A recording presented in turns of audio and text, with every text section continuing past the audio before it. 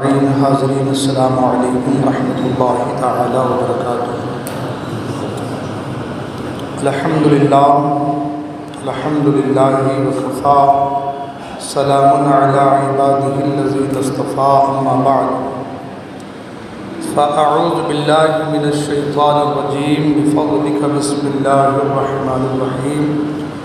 یا ایھا الذین آمنوا ادخلوا فی السلم کافۃ۔ آمنت باللہ، صدق اللہ المولانا العلی العظیم، وصدق رسولہ النبی الامین الامی المکین المتین المبین الرؤوف الرحیم الکریم۔ خطبہ مسنہ کے بعد جس آیت مبارکہ کو میں نے تلاوت کرنے کا شرف حاصل کیا ہے، آیت مبارکہ کی روشنی میں کچھ باتیں عرض کرنے سے پیشتر آئیے آپ ہم سب مل کر سب سے پہلے آقا کریم رؤوف الرحیم علیہ تحیت و تسلیم کی بارگاہ میں درود پاک نذران عقیدت پیش کریں اور پڑھے بآواز بلند اللہم صلی علی سیدنا و شفیعنا و سندنا مولانا ملجانا و مولانا محمد معدن الجود والکرم منبع العلم والحلم والحکم والہ الکرام وابنہ الکریم بارک وسلم صلو علیہ صلاۃ و سلام علیک یا رسول اللہ صلی اللہ تعالی علیہ وسلم۔ حصول برکت کے لیے استاد زمن علامہ حسن رضا خان بریلوی علیہ الرحمہ کی لکھے ہوئے کلام کی دو تین اشعار پیش کرنے کی سعادت حاصل کر رہا ہوں۔ توجہ کا طالب ہوں، توجہ کے ساتھ سماعت فرمائیں۔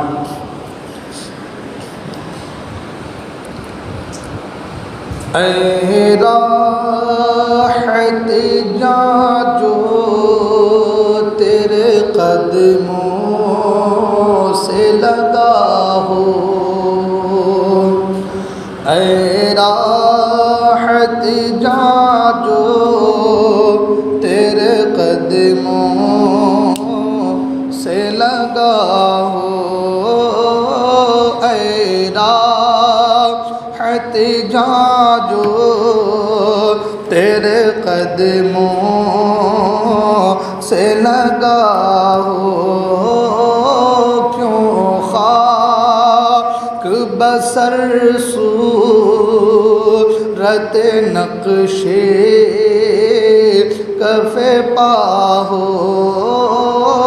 کیوں خاک بسر صورت نقش کف پا ہو، ایسا نہ کوئی ہے نہ کوئی ہو نہ ہوا ہو، ایسا نہ کوئی ہے نہ کوئی ہو نہ ہوا ہو، سایہ بھی تو ایک مثل ہے، پھر کیوں نہ جدا ہو، سایہ بھی تو ایک مثل ہے، پھر کیوں نہ جدا ہو۔ حضرات محترم، یہ جو شعر میں نے بھی پڑھا، اس کی گہرائی تک اگر پہنچے تو انشاءاللہ ایمان میں اور تازگی پیدا ہو جائیں گی۔ علامہ حسن صاحب فرماتے ہیں کہ ایسا نہ کوئی ہے نہ کوئی ہو اور نہ ہوا ہو، ایسا نہ کوئی ہے نہ کوئی ہو نہ ہوا ہو، سایہ بھی تو ایک مثل ہے، سایہ بھی تو انسان کی طرح ایک مثل ہے، تو پھر وہ کیوں نہ آپ سے جدا ہو؟ اس لیے کہ اللہ کے رسول صلی اللہ علیہ وسلم کا سایہ نہیں تھا، تو اسی کو علامہ حسن صاحب فرماتے ہیں ایسا نہ کوئی ہے نہ کوئی ہو نہ ہوا ہو، سایہ بھی تو ایک مثل ہے، پھر کیوں نہ جدا ہو، سایہ بھی تو ایک مثل ہے پھر کیوں نہ جدا ہو اللہ کا محبوب بنے جو تمہیں چاہے اللہ کا محبوب بنے جو تمہیں چاہے اس کا تو بیاں ہی نہیں کچھ تم جسے چاہو اس کا تو بیاں ہی نہیں کچھ تم جسے چاہو اور دل سب سے اٹھا کر جو پڑا ہو تیرے در پر دل سب سے اٹھا کر جو پڑا ہو تیرے در پر افتاد دو عالم سے تعلق اسے کیا ہو افتاد دو عالم سے تعلق ہو اور مقطع سمجھ رات شکر ایک کرم کا بھی ادا ہو نہیں سکتا شکر ایک کرم کا بھی ادا ہو نہیں سکتا دل ان پہ فدا جان حسن ان پہ فدا ہو دل ان پہ فدا جان حسن ان پہ فدا ہو اے راحت جاں جو تیرے قدموں سے لگا ہو درود پاک پر اللہم صلی علی سیدنا و شفیعنا سندنا مابانا و ملجانا مولانا محمد معدن الجود والکرم منبع العلم والحلم والحکم والہ الکرام وابنہ الکریم بارک وسلم صلو علیہ صلاۃ و سلام علیک یا رسول اللہ صلی اللہ تعالی علیہ وسلم حضرات محترم قرآن مجید کی جس آیے مبارکہ کو میں نے تلاوت کرنے کا شرف حاصل کیا ہے خدائے قدر جبار کی بارگاہ میں دعا ہے کہ اللہ تبارک و تعالی آیت کریمہ کے تحت مجھے حق کہنے آپ حضرات کو حق سننے اور ہم تمام کو حق پر عمل کرنے کی توفیق عطا فرمائے حضرات محترم آج مسلمان سسکیاں لے رہا ہے پوری دنیا میں آج ہاہاکار مچا ہوا ہے ہر طرف بدامنی بے چینی بے قراری پھیلی ہوئی ہے اور قوم مسلم آج نالہ ہے پریشان ہے کہ جائیں تو کہاں ہمارے غم کا ہماری تکلیفوں کا ہماری پریشانیوں کا مداوع کیا ہے کون ہے آج ایک نیوز ایک خبر اگر آ جائے مسلمانوں کے حوالے سے مسجدوں کے حوالے سے مدرسوں کے حوالے سے اسلام کے حوالے سے دین کے حوالے سے تو آج اس میسج کو اس ویڈیو کو یا اس آڈیو کو ہر گروپ میں ہم ڈالتے ہیں شیئر کرتے ہیں اور یہ کہتے ہیں کہ بھائی جہاں تک ہو سکے اس کو فارورڈ کرو اس کو پھیلاؤ تاکہ قوم مسلم جاگے لیکن ہم نے کبھی یہ غور کیا کہ جو میسج جو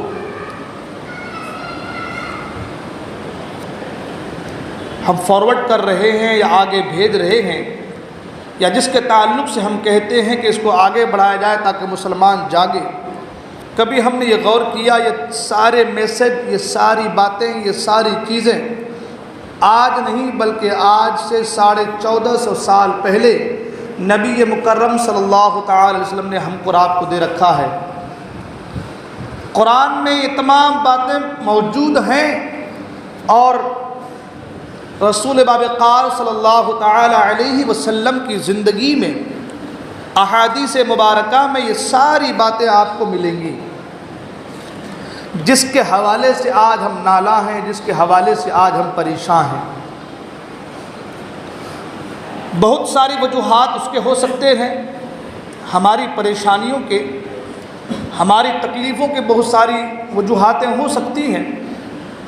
مگر اس مختصر سے وقت میں ان تمام وجوہات پر گفتگو تو ہو نہیں سکتی۔ قرآن مجید کی اس آیہ مبارکہ کو میں نے تلاوت کرنے کا شرف حاصل کیا ہے۔ یہ ایک آیت ان تمام باتوں کے لیے بہت ہی جامع ہے، اگر ہم نے صحیح معنوں پر اس پر عمل کرنے کی کوشش کی اور اس آیت مبارکہ کے معنی و مطالب کو سمجھنے کی اگر ہم نے کوشش کی۔ اللہ تعالیٰ قرآن مجید میں ارشاد فرماتا، یا ایھا الذین آمنوا ادخلوا فی السلم کافہ، اے ایمان والو اسلام میں، دین میں پورے کے پورے داخل ہو جاؤ، پورے داخل ہو جاؤ۔ یعنی ایسا تمہارا طریقہ نہیں ہونا چاہیے کہ آدھا تیتر اور آدھا بٹیر، جیسا کہ آج ہمارا حال ہے۔ ہم جب تک مسجد میں رہتے ہیں، ایک بھی سوچ بن گئی ہے، جب تک مسجد میں رہتے ہیں تو ہم سوچتے ہیں کہ ہم مسلمان ہیں یا پھر اسلام کی پابندیاں ہم پر عائد ہیں، اور جیسے ہی ہم مسجد سے باہر نکلے تو ہم یہ سوچنے لگتے ہیں کہ تمام تر پابندیوں سے ہم آزاد ہو گئے، اور پھر تمام تر خرافاتیں، تمام تر بری حرکات اور برے رسوم اور برے رسم و رواج میں ہم منہمک ہو جاتے ہیں۔ قرآن مجید میں اللہ نے فرمایا، اے ایمان والو، یہ خطاب ایمان والوں سے ہے جنہوں نے کلمہ پڑھا ہے، ان سے ہے، جو مسلمان ہیں ان سے ہے۔ ایمان والوں سے اللہ خطاب کر رہا ہے، اور ارشاد باری تعالیٰ حکم دے رہا ہے اللہ تعالیٰ کہ اے ایمان والو، اے ایمان والو، آمنوا ادخلوا فی السلم کافہ، اے ایمان والو داخل ہو جاؤ اسلام میں پورے کے پورے۔ یعنی جب تم نے کلمہ پڑھ لیا، نبی کو رسول برحق جانا، اللہ کو ایک مانا، قرآن مجید کو اللہ کا کلام جانا، اور تمام باتیں جن کے تعلق سے ہے اسلام میں ان کو تم نے جانا، ان کو مانا، تو اب تمہاری ذمہ داری یہ بن جاتی ہے کہ اب تمہارے پہناوے، تمہارے چلن، تمہارے گفتار، تمہارے کردار، تمہاری تہذیب، تمہارے تمدن، تمہاری ثقافت، ان تمام باتوں سے، تمہارے تجارت سے، تمہارے معاشراتی زندگی سے، تمہارے ماحول سے، تمہارے کردار سے تمہیں بتانے کی ضرورت نہ پڑے کہ ہم مسلمان ہیں، تمہارے کردار سے پتہ لگے کہ یہ اللہ کا بندہ ہے اور نبی کا عاشق ہے اور اسلام کا دعوے دار ہے۔ اور جب تک ہم اور آپ صحیح معنوں میں اسلام میں داخل نہیں ہو جاتے، ہم کامل مسلمان نہیں ہو سکتے۔ سب سے پہلے ہم اس آیت کریمہ کے، کیونکہ وقت بہت کم ہے، بہت ساری باتیں کرنی ہے، سب سے پہلے ہم اس آیت کریمہ کے شان نزول کو سمجھتے ہیں۔ یہ آیت کریمہ کب نازل ہوا، کیوں نازل ہوا؟ یہودیوں کے ایک بہت بڑے عالم تھے جن کا نام عبداللہ بن سلام تھا۔ تورات کے بڑے عالم، بڑے جانکار، تجربہ کار، یہودیوں کا بہت بڑا عالم عبداللہ بن سلام۔ آقا کریم صلی اللہ تعالی وسلم مکے سے ہجرت کر کے مدینہ تشریف لائے، ہر طرف بول بالا ہو رہا، اسلام کا چرچا چل رہا تھا۔ یہ بہت بڑے عالم تھے، یہودیوں کے سوچا کہ چلو چلتے ہیں محمد عربی صلی اللہ علیہ وسلم کی بارگاہ میں، دیکھتے ہیں کہ بھائی ان کے اندر کیا بات ہے جو انہوں نے کہہ دیا ہے کہ میں جو ہے اللہ کا نبی ہوں اور آخری نبی ہوں۔ تورات میں محمد عربی صلی اللہ علیہ وسلم یعنی اللہ کے آخری نبی صلی اللہ علیہ وسلم کی نشانیاں موجود تھیں اور ان نشانیوں کو یہ پڑھ چکا تھا، تو انہوں نے سوچا کہ چلو جا کر کے دیکھتے ہیں جن جن نشانیوں کو میں نے تورات میں پڑھا ہے وہ نشانیاں محمد عربی کی ذات میں موجود ہیں یا نہیں ہیں۔ اسی سوچ کو لے کر کے عبداللہ بن سلام نبی کی بارگاہ میں آئے۔ جب نبی کی بارگاہ میں آئے تو اس وقت آقا کریم صلی اللہ تعالی علیہ وسلم صحابہ اکرام کو درس دے رہے تھے، وعظ فرما رہے، تقریر کر رہے تھے آقا کریم صلی اللہ علیہ وسلم، اور سرکار وعظ فرما رہے تھے۔ عبداللہ بن سلام تشریف آئے، اور جیسے ہی عبداللہ بن سلام کی نگاہ مصطفیٰ کریم کے چہرے پر پڑی، دل میں خیال آیا کہ اتنا خوبصورت چہرہ، اتنا پاکیزہ چہرہ، اتنا حسین چہرہ یہ کسی جھوٹے کا نہیں ہو سکتا، یہ کسی جھوٹے کا چہرہ نہیں لگ رہا ہے، بلکہ واقعی میرا دل گواہی دے رہا ہے کہ یہ اللہ کا آخری نبی ہوگا، نبی برحق ہوگا۔ ابھی دل گواہی دے رہا ہے، ابھی دل میں سوچ و وچار چل رہا ہے، اور ابھی دل میں خیالات آ رہے ہیں کہ بھائی اتنا حسین چہرہ کسی جھوٹے کا نہیں ہو سکتا۔ جب سرکار کی بارگاہ میں پہنچے دل نے بھی خیال کیا اور کیوں نہ ہو کہ چہرہ ہی مصطفیٰ کریم کا سہانا ہے، سبحان اللہ، جس کے تعلق سے اللہ نے قرآن مجید فرمایا والضحیٰ، سرکار کے چہرے کی قسم یاد فرمائی اللہ نے قرآن مجید میں، وہ روشن چہرہ۔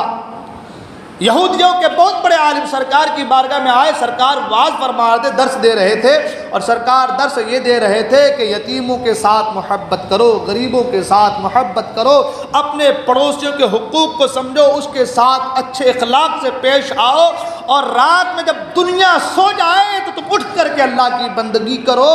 ایسا کرو گے تو پھر تم جنت میں داخل ہو جاؤ گے۔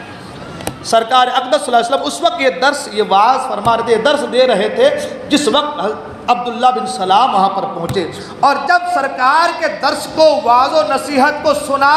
تو سرکار کے واعظ و نصیحت نے عبداللہ بن سلام کے دل پر ایسا گہرا وار کیا کہ فوراً کہا یا رسول اللہ مجھے کلمہ پڑھائیے اور مجھے اسلام میں داخل فرما لیجیے۔ جو سوال کرنا تھا وہ رہ گیا، جو سوال کرنے کے لیے آئے تھے عبداللہ بن سلام وہ رہ گیا، اور کلمہ پڑھ لیے اور صحابہ رسول بن گئے، سبحان اللہ۔ حضرت عبداللہ بن سلام رضی اللہ تعالیٰ عنہ صحابہ رسول بن گئے، سرکار کے چہرے کو دیکھا، کلمہ پڑھا، ابھی نہ نمازیں ہوئی ہیں، نہ روزے ہوئے ہیں، نہ حج ہوا ہے، نہ زکوٰۃ دیا گیا، کچھ بھی نہیں، کلمہ پڑھا، اسلام میں داخل ہوا، نبی کے چہرے کو دیکھا، صحابی کے مرتبے پر فائد ہو گیا، سبحان اللہ۔ ایک بات یہاں پر رک کر، نبی کا چہرہ کیا پیارا چہرہ ہے، سبحان اللہ۔ آپ دیکھیں، کعبے کو انسان دیکھے مگر صحابی کے لقب سے ملقب نہیں ہو سکتا، قرآن کو انسان دیکھے مگر صحابی کے مرتبے پر فائز نہیں ہو سکتا۔ قرآن اللہ کا کلام ہے، کعبہ اللہ کا گھر ہے، مگر کعبہ کو دیکھنے کے بعد صحابی، قرآن کو دیکھنے کے بعد صحابی، لیکن نبی کے چہرے کو دیکھا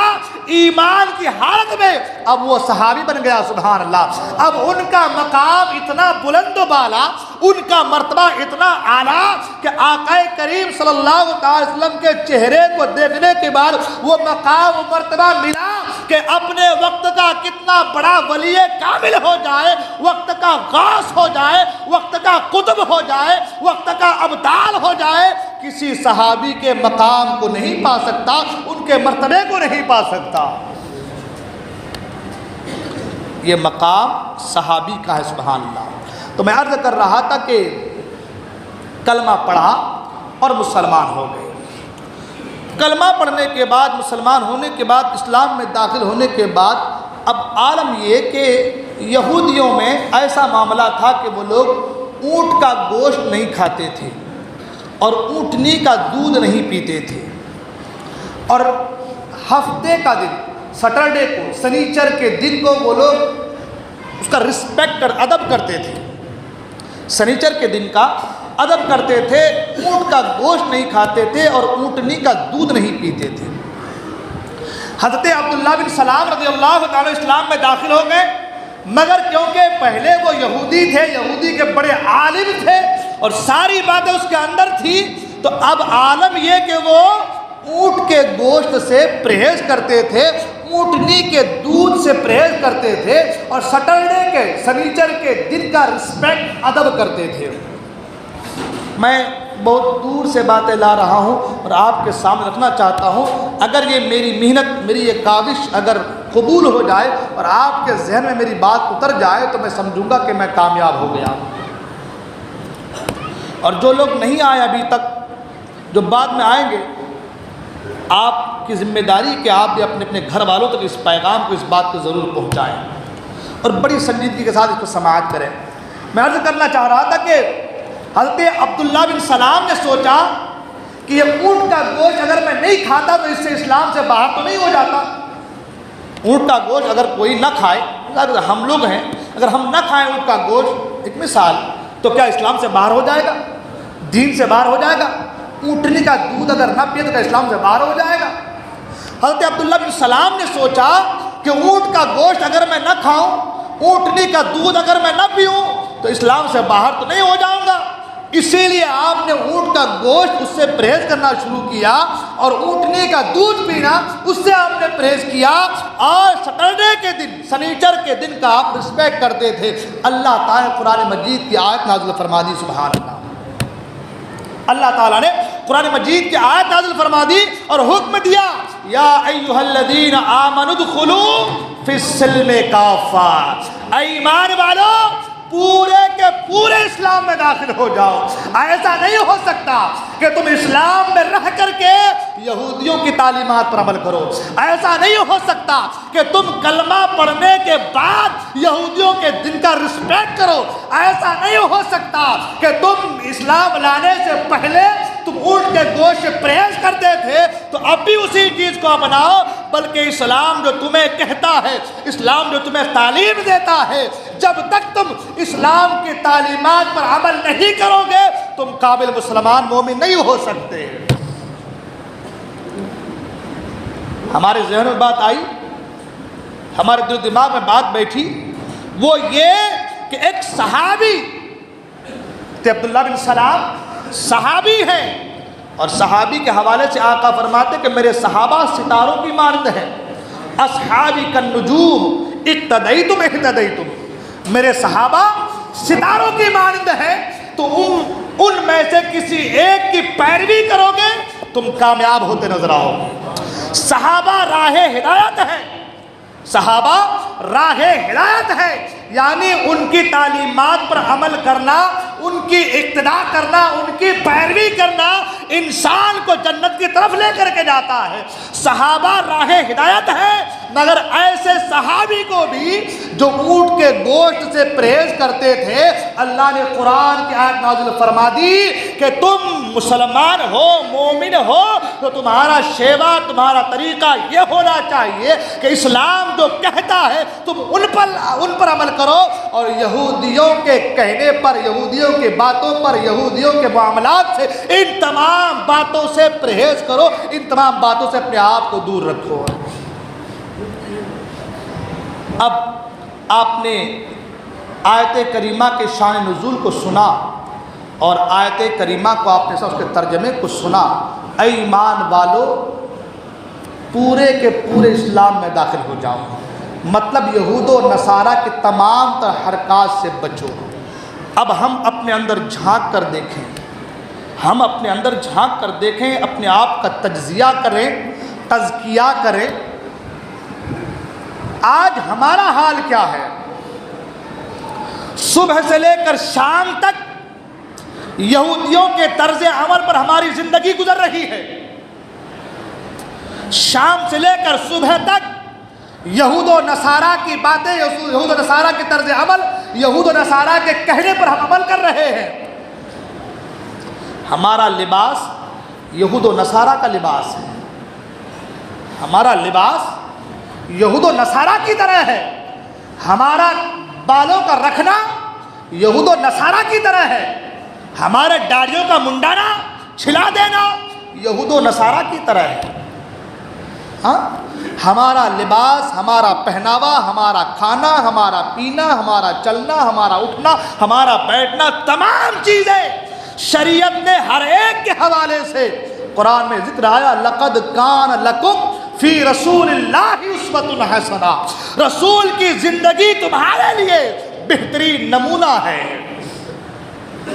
تم کھانے کے حوالے سے، پینے کے حوالے سے، سونے کے حوالے سے، اٹھنے کے حوالے سے، بیٹھنے کے حوالے سے، جانے کے حوالے سے، آنے کے حوالے سے، سلام کے حوالے سے، کلام کے حوالے سے، تجارت کے حوالے سے، حسن معاشرت کے حوالے سے، نکاح کے حوالے سے، خلا کے حوالے سے، طلاق کے حوالے سے، ایلا کے حوالے سے، زہار کے حوالے سے، لعن کے حوالے سے، ہر ایک حوالے سے اگر تمہیں دیکھنا ہے تو رسول کی زندگی کو دیکھنا ہے۔ یہ حکم مسلمانوں کے لیے قرآن مجید میں نازل ہوا، لیکن آج ہمارا حال، آج ہمارا طریقہ، آج ہمارا طرز زندگی ہماری آج یہ ہے کہ صبح سے لے کر شام تک ہم یہود و نصارہ کی ایکٹنگ کرتے نظر آتے ہیں، یہود و نصارہ کے طرز عمل پر زندگی گزارتے نظر آتے ہیں۔ آج ہمارا حال یہ کہ ٹوپی ہم نے لگا کر کے مسلمان بن گئے، اور جیسے ہی ہم دو چار لوگوں کے بیچ سے ہٹے تو اب حال یہ کہ یہود و نصارہ بھی ہم سے شرما جائیں۔ حال ہمارا یہ ہو جاتا ہے، یہود و نصارہ غیر بھی ہمارے طرز عمل سے شرما جائے، ایسا ہمارا طریقہ ہو جاتا ہے۔ ہم نام کے مسلمان اور ہمارا پورا بیک گراؤنڈ کفاروں کے طریقے سے بھرا پڑا ہے۔ قرآن کہتا ہے یا ایھا الذین آمنوا ادخلوا فی السلم کافہ، اے ایمان والو پورے کے پورے اسلام میں داخل ہو جاؤ، پورے کے پورے اسلام میں۔ حضرت عبداللہ بن سلام صرف اونٹ کا گوشت نہیں کھاتے تھے، پرہیز کرتے تھے، اونٹنی کے دودھ سے پرہیز کرتے تھے۔ اللہ نے قرآن کی آیت نازل فرما دی کہ نہیں، اسلام میں ہو تو اسلام کو کہاں مانو، اونٹ کا گوشت بھی کھاؤ، اونٹنی کا دودھ بھی پیو، سب کچھ کرو جو اسلام نے کہا ہے، اور ان تمام چیزوں سے باز نہ ہو جو اسلام نے کہا ہے، جس سے اسلام نے منع فرمایا ہے۔ اونٹ کے گوشت نہ کھانے کی وجہ سے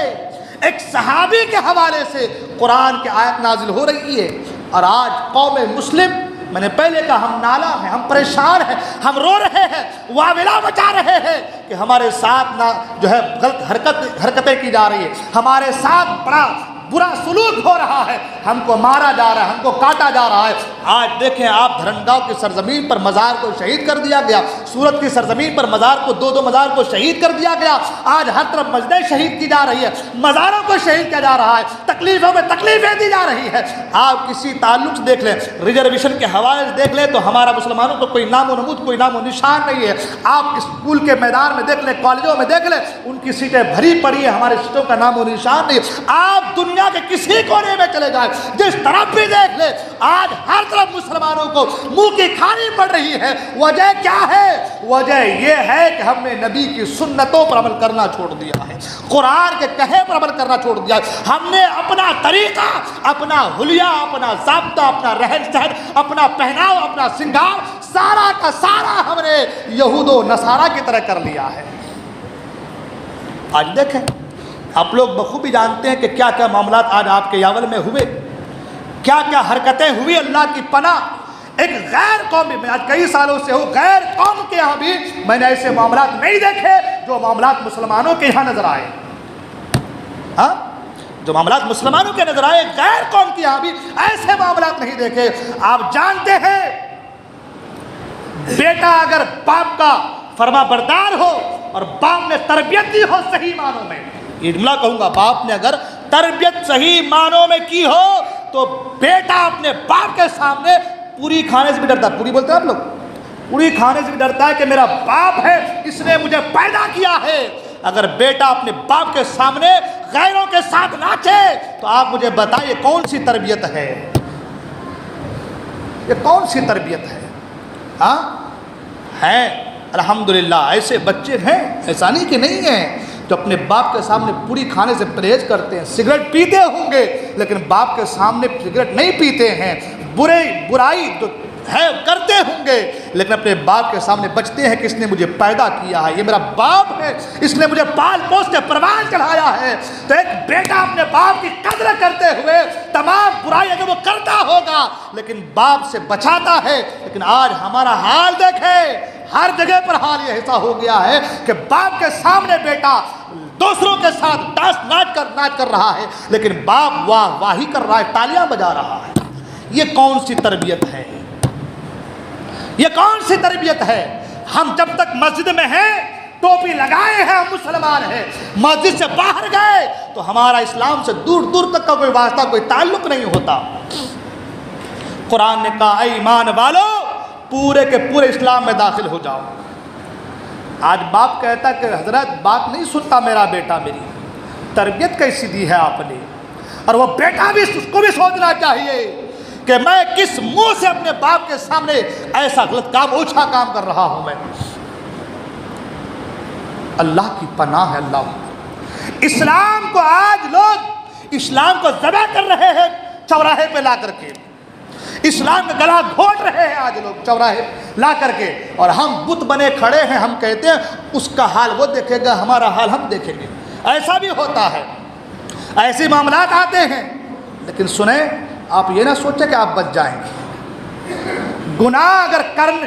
اگر کوئی کر رہا ہے اور اسے ساتھ کوئی دے، اسے روکے نہیں، تو اس کا بھی وہی حال ہوگا جو حال اس گناہ کرنے والے کا ہے۔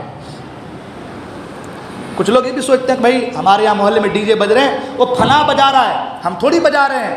آپ جا رہے ہیں نا، ہاں آپ جا رہے ہیں نا، آپ گنہگار نہیں ہیں۔ اگر وہ بجانے والا گنہگار ہے تو جو جا رہا ہے وہ گنہگار نہیں ہے؟ حرام کام کی طرف پیر بڑھا رہے ہو تم گنہگار نہیں ہو؟ ہاں حرام کاری کی طرف قدم آگے بڑھا رہے ہو تم گنہگار نہیں ہو؟ آج یہ باتیں کی جا رہی ہے تو بہت سے لوگ کہتے ہیں، بہت بول دیتے ہیں حضرت لوگ، بہت بول دیتے ہیں۔ ایسے لوگوں کا دل کالا ہو چکا ہے، کالا ہو چکا ہے ایسے لوگوں کا دل، جس کو شریعت کا خوف نہ ہو، جس کو نبی کی سنت کا خوف نہ ہو، جس کو دل میں اسلام کا درد نہ ہو۔ کیا انسان ہے، کیا مسلمان ہے وہ؟ اب جانتے ہیں کتنی تکلیفیں اسلام کو ہم تک پہنچانے میں میرے مصطفیٰ نے برداشت کی ہے۔ شعب ابی طالب تک 2.5 سال تک مقید رہے آقا کریم کی پوری فیملی 2.5 سال تک ایسے قید و بند کی صعوبتیں برداشت کی ہے۔ آج تو تسبیح ہلاتے ہلاتے سوچتے کہ ہم مسلمان ہیں، ہم کو کیا مطلب ہے کہ تسبیح پڑھنے تم کامیاب ہو جاؤ گے تم خالی؟ ہاں بھائی ہم تسبیح پڑھ رہے ہیں، ہم نماز پڑھ رہے ہیں، ہم کامیاب ہیں، دوسرا کر رہا کرن دو۔ 2.5 سال تک میرے آقا شعب ابی طالب میں مقید رہے ہیں اپنے پورے پریوار کے ساتھ، چھوٹے چھوٹے بچے 2.5 سال تک آنا بند، جانا بند، کھانا بند، سلام بند، دعا بند۔ سارے مکے کے لوگوں نے بائیکاٹ کیا تھا محمد عربی اور آپ کے پورے خاندان، پورے گھرانوں کا۔ کتنے سال تک؟ 2.5 سال تک ایک دانہ بھی اس جگہ پر لانے کو کوئی لانے والا نہیں تھا، کوئی تیار نہیں تھا، کوئی دینے والا تیار نہیں تھا۔ جو رشتہ دار وہ بھی آنے کو بات کرنے کو تیار نہیں تھے، اگر ہم بات کریں گے تو ہمارے اوپر بھی حکم لازم آئے گا۔ 2.5 سال تک آپ مورخین کی تاریخ پڑھیں تو آپ کو معلوم چلے گا، چھوٹے چھوٹے بچے جب ماں کے سینوں میں دودھ خشک ہو چکے تھے نا، تو پتوں کو سکھا کر کے اسے پیس کر کے پانی میں گھول کر کے بچوں کو پلایا جاتا تھا۔ درختوں کے چھال کو ادھیڑ کر کے اسے پانی میں ڈبا کر کے بچوں کو چسایا جاتا تھا تاکہ بچہ زندگی جی لے۔ اللہ اکبر! اتنی تکلیفیں سہی ہے میرے آقا نے، اتنی مصیبتیں برداشت کی ہے سرکار کے گھرانے والوں نے، اور آج ہم سرے بازار اسے نیلام کر رہے ہیں، آج اسی دین کا ہم مذاق بنا رہے ہیں، غیر کہہ رہے ہیں کہ دیکھو یہ مسلمان ہے۔ میری باتیں کڑوی لگ سکتی، بری لگ سکتی، لیکن جو ہم کہہ رہے ہیں وہ غلط نہیں ہے۔ الحق مر، حق بات کڑوی لگتی ہے۔ ہمارا حال، ہمارا طریقہ، ہم کہتے وہ کر رہا ہے اور وہ بھی کہہ رہا ہے جو غلط کام کرتا ہے، میری قبر میں میں جاؤں گا، تمہاری قبر میں تم جاؤ گے۔ سنیں اللہ تبارک و تعالیٰ نے، اب اللہ تبارک و تعالیٰ نے فرشتے سے کہا جاؤ اور جا کر کے فلاں گاؤں کو پلٹ دو، پوری زمین کو پلٹ دو۔ فرشتہ کہتا ہے مولا اس میں تیرا ایک نیک بندہ بھی ہے، تیرا ایک برگزیدہ بندہ بھی ہے، تیرا چاہنے والا، تیرا ماننے والا تیرا بندہ بھی ہے۔ اللہ نے فرمایا اسے بھی پلٹ دو، اسے بھی تہس نہس کر دو، مٹا دو۔ مولا تیرا بندہ نیک بندہ ہے، وہ تو گناہ نہیں کیا۔ اللہ نے فرمایا گناہ نہیں کیا تو کیا ہوا؟ اس نے گناہ گاروں کو گناہ کرنے سے روکا کیوں نہیں؟ اس نے گناہ کرنے والے کو روکا کیوں نہیں؟ آج ہمارے پاس سب کچھ روکنے کی صلاحیت ہے، مگر ہم ہاں میں ہاں ملا رہے پیسہ کے لیے، جی حضوری کے لیے، پڑتے ہیں ان کے پیچھے کہ بھائی ان کے یہاں سے کچھ مل جائے گا، اور اسی بنا پر ہم کسی کو کچھ نہیں بولتے۔ لیکن میرے دوست، زندگی تمہاری 200 سال نہیں ہے، 1000 سال نہیں ہے، 500 سال نہیں ہے، 40-50 سال کی زندگی کتنا جئیں گے آپ؟ قبر میں جانا ہے۔ آپ یہ مت سوچ لینا کہ بھئی ہم عین وقت پہ، یہ بھی بات آتی ہے، عین وقت پہ ہم توبہ کر لیں گے۔ اتنا آسان نہیں کہ عین وقت پہ آپ توبہ کر لیں گے۔ توبہ کی توفیق اللہ جسے دیتا ہے وہی توبہ کرتا ہے۔ کیا پتا کہ تمہارے ان لوگوں کے ساتھ ملاوٹ کی ملنے کی وجہ سے اللہ تمہیں توبہ کی توفیق ہی نہ دے؟ یہ بھی تو ہو سکتا ہے نا، یہ معاملات بھی تو آ سکتے ہیں نا۔ ہمارا حال اللہ کی پناہ۔ قرآن کہتا ہے یا ایھا الذین آمنوا ادخلوا فی السلم کافہ، اے ایمان والو پورے کے پورے اسلام میں داخل ہو جاؤ۔ ایک صحابی اگر اونٹ کا گوشت نہ کھائے اس سے تنبیہ ہو جائے، اور ہم تو سرے سے حرام کاری میں مبتلا ہے، ہماری مسلمانیت، ہمارے ایمان کا حال کیا ہونا چاہیے؟ آج ہر گھر میں ڈی جے باجے ہیں۔ ہاں، شادی بیاہ کے موقع پر نوجوان کہتا ہے جب تک ڈی جے بجائیں گے نہیں ہمارے دوست لوگوں کو چین نہیں آئے گا۔ تیری قبر میں تیرے دوست آئیں گے تجھے بچانے کے لیے، جب گرج مار کر کے تمہاری چمڑی ادھیر دی جائے گی، جب زمین کو حکم ہوگا کہ اس کو دباؤ اور تمہاری پسلیاں دوسرے پسلیوں میں گھس جائیں گی، تب تمہارا دوست کہے گا کہ یار میں آ رہا ہوں قبر میں تجھے بچانے کے لیے۔ جب اندھیری کوٹھی میں نہ تکیا ہوگا نہ بستر ہوگا، ہر طرف سانپ ہی سانپ، بچھو ہی بچھو ہوں گے، اس وقت تمہارا دوست آئے گا کہ یار میں تیری قبر میں آ رہا ہوں تجھے بچانے کے لیے۔ کیا یہ چیزیں نہیں ہو رہی ہے؟ جس طریقے سے خدا ہے، رسول برحق ہے، قیامت آنے والی ہے، اسی طریقے سے موت بھی آنے والی، دنیا سے جانا ہے۔ اپنے پیسوں پر تم کتنا اکڑ لو، گھمنڈ کر لو، تمہیں کتنا تکبر آ جائے، جب موت کا پیغمبر آئے گا، فرشتہ آئے گا، بچ نہیں پاؤ گے۔ قرآن کہتا ہے اینما تکونوا یدرککم الموت ولو کنتم فی بروج مشیدہ، موت تمہیں اپنے شکنجے میں لے لے گی اگر تم مضبوط قلعے بند تو نہ ہو جاؤ۔ آج لوگ کہتے ہیں نہیں ہم جا رہے ہیں، بس ڈی جے بجے ہمارے محلے میں کہیں بھی بجے تو ہم جا رہے ہیں حضرت، ہم صرف گئے تھے وہاں پہ۔ ارے بھائی گناہ کی طرف قدم بڑھانا بھی گناہ ہے۔ یہ کیا معاملہ ہے کہ وہ جو بجا رہا ہے وہ گنہگار ہے اور جو جا رہا ہے وہ گنہگار نہیں ہے؟ یہ کون سا معاملہ ہے؟ آج حال یہ ہے، ہمارے بچوں کا، ہمارے اولادوں کا تربیتوں کا نتیجہ آج تربیت یہ ہے کہ باپ کرسی پر بیٹھا ہے اور بیٹا ڈانس کر رہا، ناچ رہا ہے، نہ باپ کو شرم آ رہا ہے نہ اس بچے کو شرم آ رہی ہے، نہ ماں باپ کو شرم ہے کہ میرا بیٹا ڈانس کر رہا ہے۔ اور یہ باتیں کہو تو پھر ماں باپ کو بری لگ جاتی ہے کہ ہم کو ایسا کہا جا رہا، ہم کو یہ باتیں کہی جا رہی ہے، تم نے اپنے بچے کو تعلیم کیوں نہیں دی؟ تاریخ پڑھے نا، ابراہیم علیہ السلام نے یہی تو کہا تھا نا اپنی بہو سے، جب سوال جواب ہوا تھا، کہا تک بس چل جا رہا ہے، کیسے کی زندگی گزر جا رہی ہے، تو آپ یہی تو کہا تھا کہ بہو جب میرا بیٹا آئے تو کہہ دینا کہ گھر کی چوکھٹ اچھی نہیں، اسے بدل دو۔ صرف اتنا کہا تھا اسماعیل السلام کی بیوی نے، بس چل جا رہا ہے، کیسے زندگی گزر جا رہی ہے، اللہ کا شکر ادا نہیں کیا۔ ابراہیم علیہ السلام نے کہا کہہ دینا میرے بیٹے سے کہ چوکھٹ اچھی نہیں ہے، اسے بدل دو۔ جب یہ جملہ کہا اور اسماعیل السلام آئے اور بیوی نے کہا کہ آپ کے والد صاحب آئے تھے یہ جملہ کہہ رہے تھے، فوراً کہا کہ تجھے طلاق ہے، اس لیے کہ میرے باپ نے کہا تھا گھر کی چوکھٹ بہتر نہیں، اسے بدل دیا جائے۔ اللہ کا شکر ادا نہیں کیا تو گھر کی دہلیز بدل دی گئی، چوکھٹ بدل دی گئی، یعنی طلاق دے دیا گیا۔ ایسی عورت کو اپنے گھر میں، اپنے خاندان میں رکھنا گوارا نہ کیا جو خدا کا شکر ادا نہ کرے۔ آج ہم کھا رہے ہیں مگر ناشکری پہ ناشکری کرے جا رہے ہیں، ڈی جے پہ ڈی جے بجائے جا رہے ہیں۔ ہمیں شرم بھی نہیں ہے نا، ہمیں شرم بھی نہیں ہے۔ کسی کو بری لگے باتیں تو لگے، مجھے اس سے کوئی فرق نہیں پڑتا، ہم کو شرم نہیں ہے۔ ہم جا رہے ہیں کھانے کے لیے، ہم جا رہے ہیں ڈی جے میں ڈانس کرنے کے لیے، ہم جا رہے ہیں خرافاتوں میں، اور ہم کہتے ہیں فلاں کر رہا ہے، ڈھماکہ کر رہا ہے، ہم جا رہے ہیں، ہم کو شرم نہیں ہے۔ اسلام کا تقاضا کچھ اور ہے میرے دوست، دل پہ ہاتھ رکھ کر بتائیں، آپ کا بیٹا اگر آپ کے بیٹے کو کوئی چوراہے پہ لا کے قتل کر دے تو آپ کو کتنی تکلیف ہوگی؟ آپ کے بھائی کو آپ کے سامنے، آنکھوں کے سامنے گردن اڑا دے تو آپ کو کتنی تکلیف ہوگی؟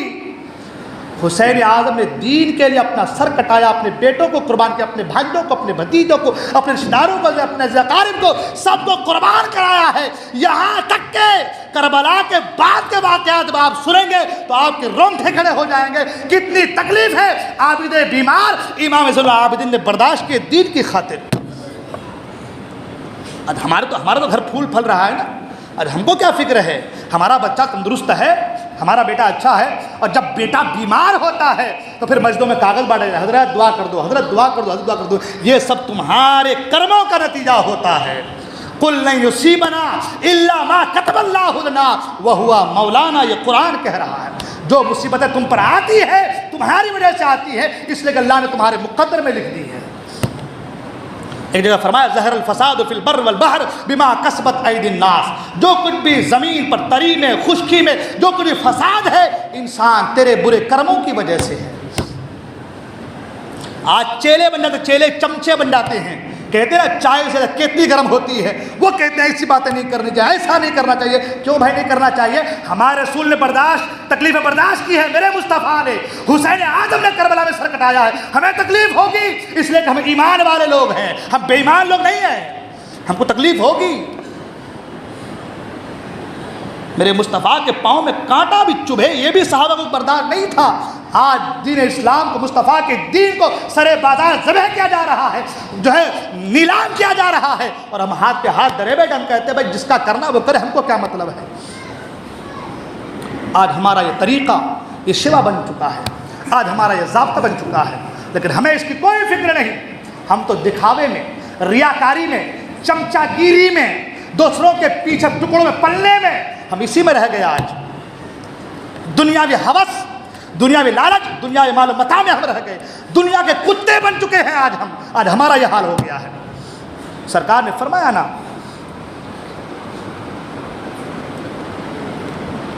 کہ جو دنیا کرتا ہے اس کی مثال کتے کی طرح ہے۔ الدنیا جیفۃ وطالبھا کلاب، آقا فرمایا دنیا ایک مردار ہے اور اس کا چاہنے والا، دنیا کرنے والا وہ کتا ہے۔ یہ میرے مصطفیٰ کریم نے فرمایا ہے۔ آج ہم بس وہی ہمارا حال ہو چکا ہے۔ اللہ کی پناہ، آج ہمارا طریقہ، ہمارا شیوا، آج ہم دین کے لیے کچھ بھی کرنے کو تیار نہیں ہیں۔ آپ دیکھیں نا، کوئی برائی ہو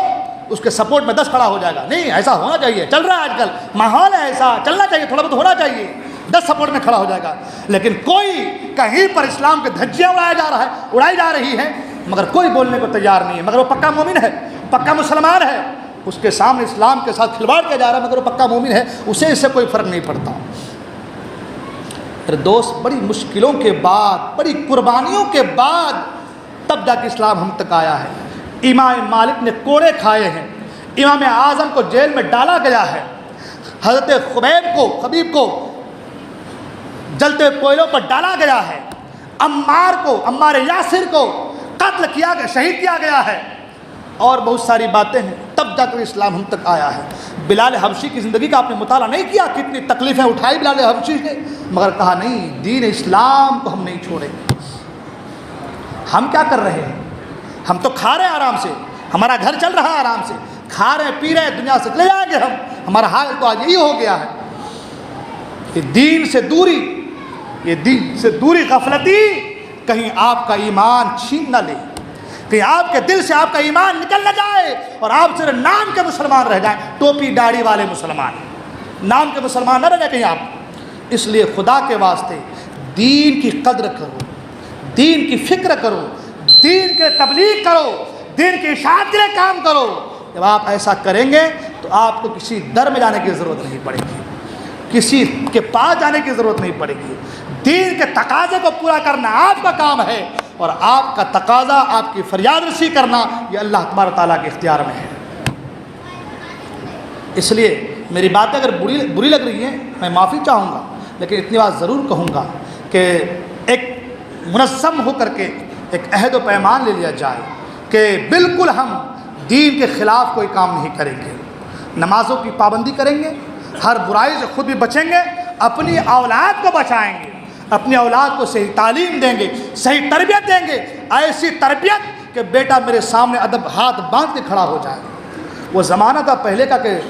بادشاہوں کے بیٹوں کو جب جو ہے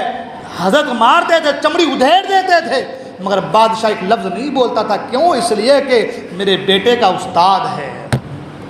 آج ہم نے اپنی اولادوں کو، اپنے بچوں کو یہی تربیت، یہی تعلیم ہم نے نہیں دی۔ اگر دیتے تو پھر ہمارا بیٹا بھی آپ جو ہمارے سامنے کھڑے ہو کر کے غلط کام کرنے کی جسارت نہیں کرتا۔ ہم یہ نہ سوچیں کہ میرا بیٹا بڑا ہو گیا ہم چھوڑ دیں گے، وہ کتنا بڑا ہو جائے وہ آپ کا بیٹا ہی ہے، آپ کا باپ نہیں ہے وہ، اور اس کی تربیت اس کی تعلیم کی ذمہ داری آپ کے انڈر میں ہے۔ اس لیے خدا کے واسطے ان چیزوں کا خیال کیجیے۔ تو اسی کو مد نظر رکھتے ہوئے تمام تنظیم علماء اہل سنت یاول کے تمام علماء کرام نے بالکل متفق ہو کر ایک فیصلہ لیا اور ایک میٹنگ ہوئی، اور میٹنگ میں بہت سارے نکات رکھے گئے، بہت سارے پوائنٹس رکھے گئے کہ ہمارے معاشرے کی اصلاح کے لیے ہم کو کیا کیا لاہیہ عمل تیار کرنا چاہیے۔ اسی بات کو مد نظر رکھتے ہوئے پہلے علماء کرام کی میٹنگ ہوئی، پھر اس کے بعد تمام مسجدوں کے ٹرسٹیان ذمہ داران کو جہاں تک ہماری بات پہنچ سکتی تھی ہم نے پہنچایا، اور پہنچانے کے بعد جو ہے سب کے دستخط وغیرہ ہوئے، اور یہ تمام نکات جو ہے اس کو لکھ کر کے جو ہے اس پر سب کا عمل ہو، یہی ہماری خواہش ہے، گزارش ہے، اور انشاءاللہ اس سے ایک نیا معاشرہ، نئی بات انشاءاللہ ہمارے سامنے آئیں گی اگر ہم سب نے اس پر غور کیا تو۔ دیکھیں یہ کام صرف اماموں کا نہیں ہے، ٹرسٹیوں کا نہیں ہے، آپ کا ہمارا ہم سب کا ہے، ہم سب کو اس پر عمل کرنا ہے، اس لیے کہ مر کر سب کو اپنی قبر میں جانا ہے، سب کو حساب دینا ہوگا۔ اس لیے خدا کے واسطے میں ان نکات کو بیان کر رہا ہوں، پیش کر رہا ہوں، ان کو سنیں اور اس پر عمل کرنے کی کوشش کریں۔ نمبر 1، پہلی بات تو یہ اطلاع عام، سب کو اطلاع کی جاتی ہے، تو جو پوائنٹس ہیں وہ سن لیں آپ۔ نمبر 1، جس نکاح میں عقیدے کی خرابی پائی جائے، ٹھیک ہے، چاہے وہ لڑکا ہو چاہے وہ لڑکی ہو، جس نکاح میں بھی عقیدے کی خرابی پائی جائے اس نکاح کو نہ کوئی علماء پڑھائیں گے نہ اس میں کوئی شرکت کریں گے۔ اس لیے جب بھی آپ اپنے بچوں کا اپنی بچیوں کا نکاح کریں اس بات کا خاص خیال رکھا جائے، اور ایسے بھی جب ان سے نکاح ہوتا ہی نہیں ہے، وہ خالص زنا ہے، تو پھر ایسے نکاح کرنے سے فائدہ کیا ہے؟ اس لیے دین سے جڑیے اور وہ کام کیجیے جو دین کو شریعت کو پسند ہو، ٹھیک ہے۔ تو سب سے نمبر 1 پوائنٹ پر یہ ہے کہ جس نکاح میں عقیدے کی خرابی پائی جائے، چاہے لڑکا ہو چاہے وہ لڑکی ہو، نہ نکاح پڑھائیں گے اور نہ اس میں شرکت کریں گے۔ دوسری بات، جس نکاح میں خلاف شرعی حرکات جیسے ڈی جے، باجے، ناچ گانا ہو، اس نکاح میں نہ علماء کرام شرکت کریں گے اور نہ ہی نکاح پڑھائیں گے، ٹھیک ہے۔ جو لوگ نہیں آئے ہیں، جمعہ کے سبھی لوگ آتے ہیں، پھر بھی اگر کوئی رہ گیا ہو تو آپ کی ذمہ داری اپنے گھر کے لوگوں کو اس بات کو بتائیں، سمجھا دیں، ٹھیک ہے۔ جس نکاح میں خلاف شرعی حرکات، ڈی جے، تاشے، باجے، ڈھول، ناچ گانا ہو، اس نکاح میں علماء کرام نہ شرکت کریں گے اور نہ ہی نکاح پڑھائیں گے۔ نمبر 3، جب تک امام صاحب اسٹیج پر موجود رہیں تب تک ویڈیوگرافی، فوٹوگرافی نہ کی جائے۔ یہ معاملہ اس لیے اس کو کیا گیا ہے کہ ہوتا یہ ہے کہ وہ ہونا ہی، حالانکہ حرام تو حرام ہے، اس کو ہم حلال تو نہیں کر سکتے، جائز تو نہیں قرار دے سکتے، لیکن رہی بات امام صاحبان کی، علماء کرام کی، تو یہ جب بچتے ہیں تو آپ کی ذمہ داری کہ آپ ان کو بچائیں، اس لیے جب تک اسٹیج پر رہیں آپ فوٹوگرافی ویڈیوگرافی نہیں کریں گے۔ نمبر 4، اگر نکاح کسی دوسرے گاؤں میں ہو، ہے نا، جو ہے بارات جاری دوسرے گاؤں میں، لڑکا یہاں کا ہے، بارات جاری بھساول جگہ کہیں بھی، تو رت جگہ ہوتی ہے ہمارے یہاں، ہے نا، رت جگہ ہلدی، تو رت جگہ میں ہلدی میں اس میں بھی آپ ڈی جے وغیرہ نہیں بجائیں گے۔ اگر کوئی بجایا تو ان کی شادی میں کوئی نہیں جائیں گے، نہ علماء کرام جائیں گے، نہ اس میں شرکت کریں گے، اور پھر اگر بات آگے بڑھے گی اس کے تعلق سے اور سخت قدم اٹھائے جائیں گے، اس جنازے کے حوالے سے بہت ساری باتیں اس میں دھیرے دھیرے آئیں گی، مگر اتنی بات ضرور ہے کہ ڈی جے آپ کے گاؤں میں نہیں بجنا چاہیے۔ القصہ مختصر۔ ساتھ ہی ساتھ نمبر 5، جو امامت کے منصب پر فائز نہیں ہیں، یعنی بہت سے لوگ ہمارے یہاں حافظ حضرات، قاری حضرات، علماء کرام ہیں جو امامت نہیں کرتے ہیں، گاؤں کے ہیں مگر امامت نہیں کرتے ہیں، وہ بھی کسی غیر شرعی یعنی خرافات والی شادیوں میں نہ نکاح پڑھائیں گے اور نہ ہی وہ شرکت کریں گے۔ اگر انہوں نے ایسا کیا تو تمام علماء کرام بالاتفاق ان کا بائیکاٹ کریں گے، جیسا کہ آج دوسرے شہروں میں ہو رہا ہے کہ جو گاؤں کا مولوی نکاح پڑھا دے رہا ہے تو پھر ڈائریکٹ جمعہ میں ان کے نام سے تقریر ہو رہی ہے کہ انہوں نے ایسا کیا، غیر شرعی حرکات کی، ان کے نام کی تقریر ہوتی ہے، ان کا بالاتفاق بائیکاٹ ہوتا ہے، تو ایسا پھر اس حضرت کے ساتھ کیا جائے گا۔ لہذا جو امامت کے منصب پر فائز نہیں ہے وہ بھی ایسی شادیوں میں نکاح پڑھانے جانے سے جو ہے اپنے آپ کو بچائیں۔ اس کے بعد نمبر 6، تمام فرقہائے باطلہ وہابی دیوبندی کی نماز جنازہ علماء کرام نہیں پڑھائیں گے۔ اس کے بعد نمبر 7، نکاح سے 2 دن قبل، نکاح سے 2 روز قبل جو ہے مسجد کے ٹرسٹیان حضرات نکاح سے متعلق تحقیق کر کے علماء اکرام کو آگاہ کریں، اس لیے کہ بھلے سے میں 10 سال سے یہاں ہوں، 12 سال سے ہوں، لیکن میں گاؤں کے ہر آدمی کے تعلق سے نہیں جانتا ہوں۔ آپ گاؤں والے ہیں، کوئی بھی ہیں، باہر کے امام ہیں جو بھی ہیں، ان کو اتنی معلومات گاؤں کے حوالے سے نہیں ہوتی ہے، تو یہ ذمہ داری ٹرسٹیان حضرات کی ہے کہ وہ نکاح سے 2 دن قبل اس کی اطلاع امام کو کریں کہ بھائی وہ سنی ہے تو ان کے ہم کو جانا ہے۔ کیونکہ ابھی حال یہ ہو گیا ہے، ابھی 2-4 دن پہلے کی بات ہے، ایک ہمارے خاص دوست ہیں، ان کی لڑکی کا نکاح تھا، مگر کسی نے کہہ دیا کہ وہ جو ہے وہابی ہے۔ اب معاملہ یہ کہ جب سنے تو ہم لوگ رک گئے، مگر جب تحقیق ہوئی تو پتہ چلا کہ وہ لوگ سنی، پکے سنی لوگ تھے۔ تو یہ کیا ہوتا ہے، یہ آپسی ذاتیات دشمنی کے بنا پر جو ہے آدمی ایسا کرتا ہے، دوسرے کو تکلیف ہوتی ہے۔ تو خدا کے واسطے آپ قبر میں جائیں گے، آپ کو حساب دینا ہوگا، آپ کسی کو بچانے کے لیے نہیں اور کسی کے ساتھ دشمنی کے بنا پر اس سے برباد کرنے کے لیے نہیں، اس کے دل میں ٹھیس پہنچانے کے لیے نہیں، بلکہ جو صحیح ہے وہی چیز سے آپ علماء اکرام کو آگاہ کریں، تاکہ کسی کے ساتھ غلط ویوہار، غلط بات نہ ہو، کسی کا دل نہ دکھے۔ اگر وہ واقعی ہے خراب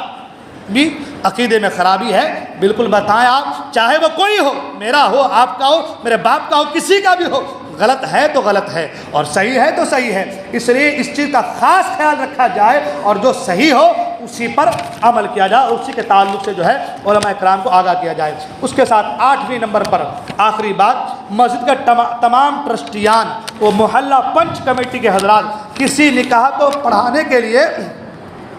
علماء اکرام کو فورس نہ کریں، یہ میرے بھائی کے بیٹے کی ہے، یہ میرے بھائی کی بیٹی کی ہے، یہ میرے بھانجے کے ہے، میرے بھتیجے کا ہے، ذرا سا خرابی ہے پڑھا دو، نہیں، کسی بھی امام کو آپ فورس نہیں کر سکتے۔ ہاں اگر وہ اہل سنت والجماعت سے ہے تو فورس کرنے کی ضرورت نہیں پڑے گی، امام صاحب خود بخود انشاءاللہ پہنچ جائیں گے، ٹھیک ہے نا۔ تو کسی کو بھی نکاح پڑھانے کے فورس نہ کریں اور نہ ہی بدعقیدہ کی نماز جنازہ پڑھانے کے لیے دباؤ ڈالیں، ورنہ جو شرعی حکم ہوگا وہ انہی پر عائد ہوگا۔ یہ تمام 7-8 باتیں تھیں، ان پر آپ کا، ہمارا، ہم تمام کا عمل ہونا ضروری ہے۔ دیکھیے چند دن کی زندگی ہے اور ہم سب کو مر کر کے اس دنیا سے جانا ہے، لہذا کام وہ کیجئے جس میں اللہ اس کے رسول کی رضا ہو۔ آپ نیک کام کر کے جائیں گے، اچھا کام کریں گے، دنیا آپ کے جانے کے بعد بھی آپ کو یاد کرے گی، اور آپ نے خراب کا ساتھ دیا، جب مریں گے دنیا سے جائیں گے تو لوگ کہیں گے اچھا ہوا، ایک آفت، ایک بلا، ایک بیکار انسان ہمارے درمیان چلا گیا۔ لہذا کام وہ کیجئے جس میں اللہ اس کے رسول کی رضا ہو۔ ایک بات اور، ایک اعلان کر دوں پھر انشاءاللہ، وقت آج کافی ہو چلا ہے، میں اس کے لیے معذرت خواہ ہوں۔ ایک اعلان یہ کہ میرے کئی دوستوں نے کہا کہ اس لیے کہ میں عمرہ کو جا رہا ہوں 20 تاریخ کو،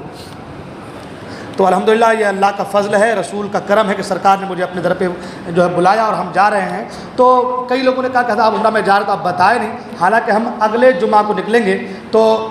بہت سے لوگ جب سنتے ہیں تو کہتے ہیں آپ جا رہے ہیں لیکن بتا نہیں رہے، اس لیے میں کہہ دے رہا ہوں کہ میں عمرہ کے لیے 20 تاریخ کو جا رہا ہوں، 20 تاریخ کی فلائٹ ہے انشاءاللہ، اور 18 کو یہاں سے نکلیں گے انشاءاللہ۔ تو میری گزارش ہے کہ اگر کسی کو میرے بیان سے، میرے کردار سے، میرے ویوہار سے کسی کو تکلیف پہنچی، ٹھیس پہنچی ہے تو میں سب کے سامنے میں معافی چاہتا ہوں، اور میں چاہوں گا کہ آپ مجھے اپنا بیٹا سمجھ کر کے یا اپنا چھوٹا بھائی سمجھ کر کے آپ مجھے معاف کر دیں، اپنے دل میں کچھ نہ رکھیں، اور میں بھی انشاءاللہ الرحمن جب وہاں پہنچوں گا سرکار کی بارگاہ میں تو ضرور بالضرور آپ سبھی حضرات کا سلام پیش کروں گا اور دعا کروں کہ اللہ تعالیٰ آپ کی تمام پریشان کو دفع فرمائے، اور جو ہے ہم تمام کو مل جل کر دین کا کام، دین کی تبلیغ کرنے کی توفیق عطا فرمائے۔ اللہ تعالیٰ ہم تمام کو دونوں جہان کی بھلائیاں نصیب فرمائے۔ بولنے کو غلطیوں میں توبہ کرتا ہوں، استغفر اللہ ربی من کل ذنب و اتوب الیہ، لا الہ الا اللہ محمد رسول اللہ صلی اللہ علیہ وسلم۔ السلام علیکم و رحمۃ اللہ وبرکاتہ۔